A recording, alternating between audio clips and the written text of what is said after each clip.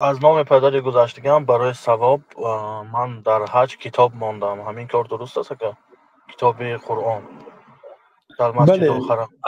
مسجد حرام قرآنش از زواد قرآن زوادی که در مدینه منوره است از همونجا تأمین میشد و یک روز دور در مسجد میسد، بعد میگیرند به دیگر مسجدهای دیگر طرفی دنیا و میفرستانند به مسجدها وقف گذاشته شود. گفته و هر حال اگر گذاشته باشید هم خیلی به جاهای نقض میره، لیکن بهتر است که به همین مردمی تاجیک خودمو بعضی قاری های قرآن هست، طالب علم هست، به قرآن خریدن امکانیت ندارد. از نام پدرتان اگر قرآن خریده به حافظ قرآن دیدیم قرآن حفظ میکنه، اون یک روش 100 مراتب میخونه.